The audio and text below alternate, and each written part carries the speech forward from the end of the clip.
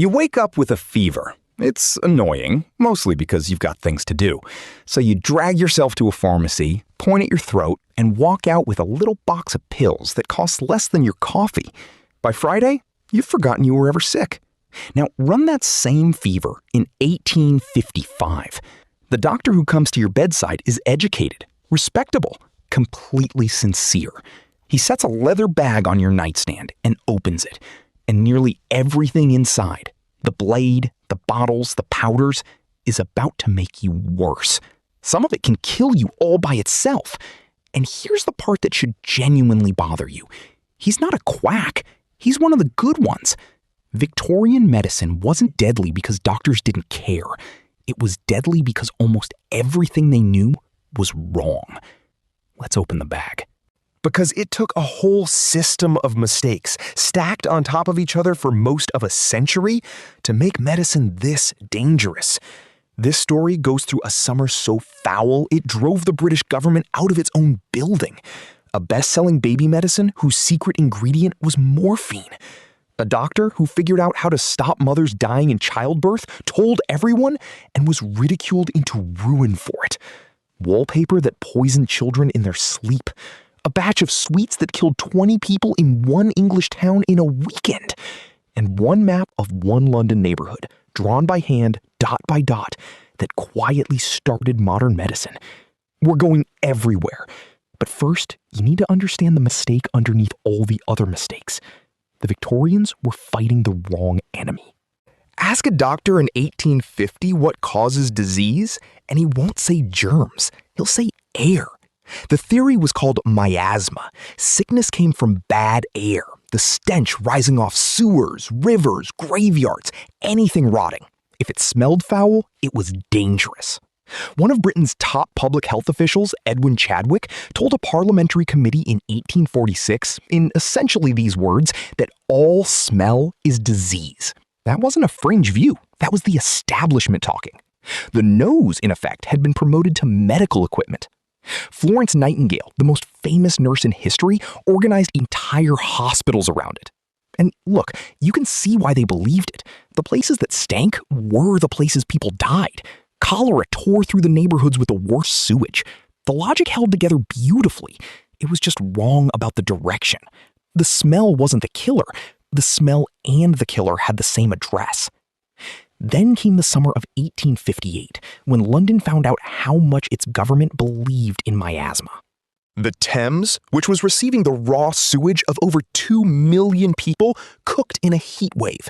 They called it the Great Stink, and it hit Parliament, which sits right on the water, so hard that the curtains were soaked in chloride of lime just so members could breathe. Men who could debate anything for years suddenly approved a massive new sewer system in a matter of weeks. Fear of bad air built it. Here's the punchline. The sewers worked. Cholera faded, which convinced everyone the miasma theory was right. The wrong idea, accidentally saving thousands of lives. Medicine's greatest own goal scored backwards into the correct net. So that's the theory. Now, the treatments. Back to that leather bag on your nightstand. First out, the lancet, a small blade for opening your vein. Bloodletting was still everywhere at mid-century, for fevers, for headaches, for almost anything. The logic came all the way down from ancient Greece. Illness meant your inner fluids, your humors, were out of balance, so you drained some off to rebalance the books. You're weak from illness? The treatment removes blood. If you got worse, that proved you needed more. There was no result this system couldn't explain, which is exactly what made it useless. Next, calomel. Doctors handed it out for everything from teething to typhoid in doses that left patients drooling, their gums black. Calomel is mercury chloride.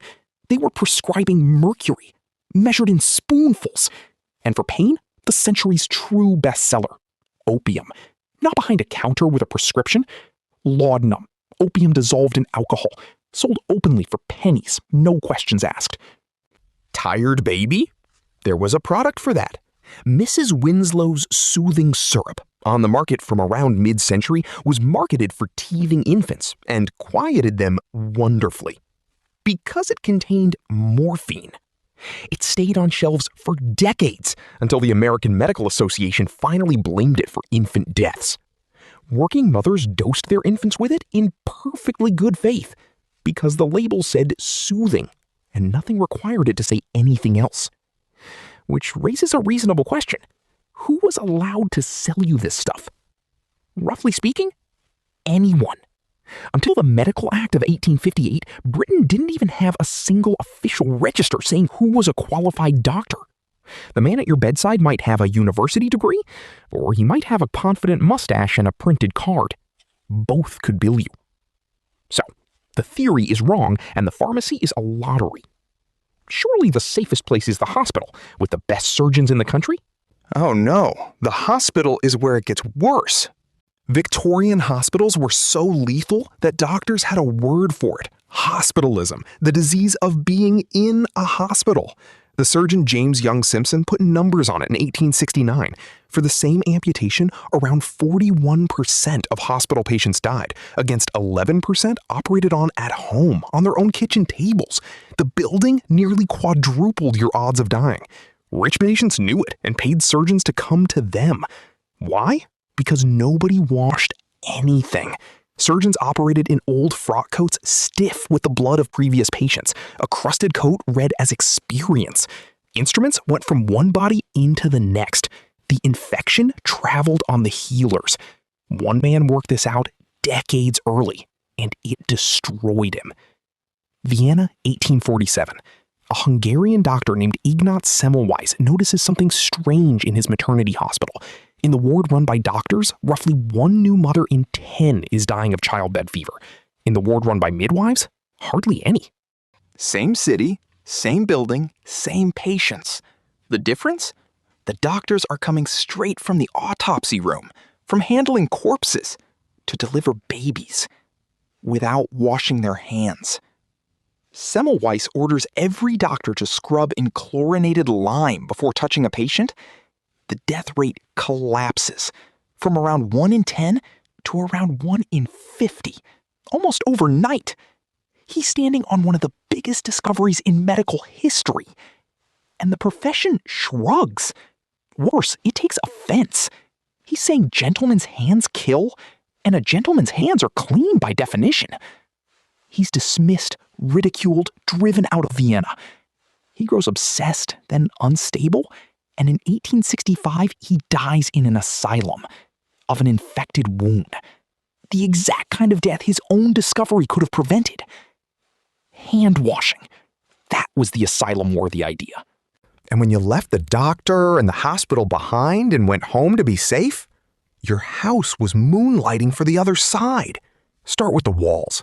The most fashionable color of the age was a brilliant emerald called Scheele's green, and its recipe was arsenic. It went into wallpaper, dress fabric, fake flowers, children's toys. In damp rooms, the paper could shed arsenic into the air of the bedroom you slept in. Doctors wrote up sickened children. The wallpaper industry, which was enormous, insisted the science was inconclusive. Arsenic wasn't hiding either. Any chemist would sell it to you over the counter for the rats. Which is how in Bradford in 1858, a sweetmaker supplier reached for the wrong barrel. A batch of peppermint lozenges went out cut with arsenic instead of the usual cheap filler. And yes, cutting sweets with plaster like filler was standard practice. That's the era we're in. About 20 people died. Some 200 were poisoned in one town from one market stall in days. That was normal food, by the way, just concentrated. When the physician Arthur Hill Hassel put everyday groceries under a microscope for the Lancet in the early 1850s, he found alum in the bread, water and chalk in the milk, red lead coloring the cheese. Eating was a gamble. The sweets just rolled worse dice. Add it up. The theory was wrong, the medicine was poison, the hospital was lethal, and the home was booby-trapped. What finally broke this? A genius? A miracle cure? A map. And a spray bottle. London, September 1854.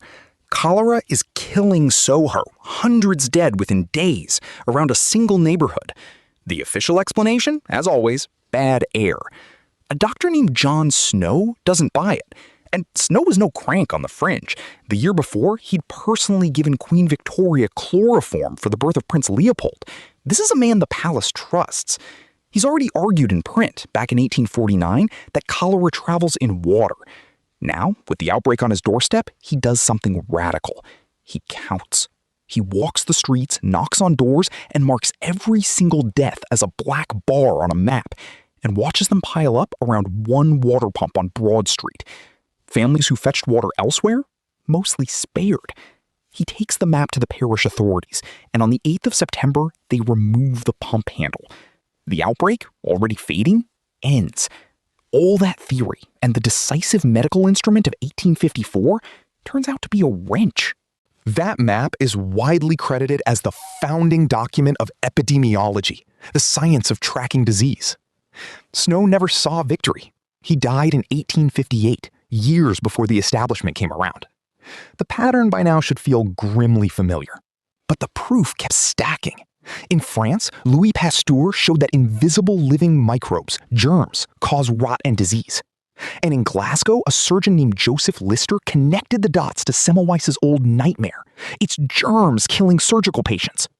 From 1865, he began soaking wounds, instruments, and hands in carbolic acid and published the results in The Lancet in 1867. On his wards, amputation deaths fell from nearly half to roughly 1 in 7. Same knives, same surgeons, one new idea about what the enemy actually was. And once the enemy had a name, the laws followed. The Pharmacy Act of 1868 finally put opium behind the counter. The Public Health Act of 1875 made clean water and sewers a duty, not a luxury. Within 2 generations, the numbers that defined the whole era, the dead mothers, the dead children, began to fall off a cliff. So why was Victorian medicine so deadly? Not because the doctors were fools.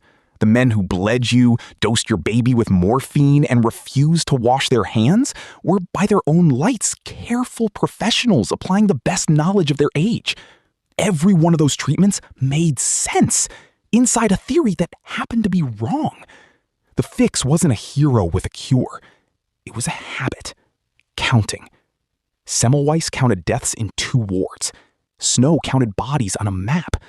Simpson counted amputations. Lister counted survivors. Every time, the numbers beat the theory. And eventually, medicine learned to trust the count over the confident man with the leather bag. Which brings us back to your fever and that little box of pills for the price of a coffee. It's the most boring purchase you'll make all week. Nobody bleeds you. Nobody sells you mercury. The wallpaper stays out of it. That boring is the treasure. It's what the count finally bought. 1 black bar on a map at a time. The Victorians drank the medicine and hoped. You get to swallow 2 pills and know.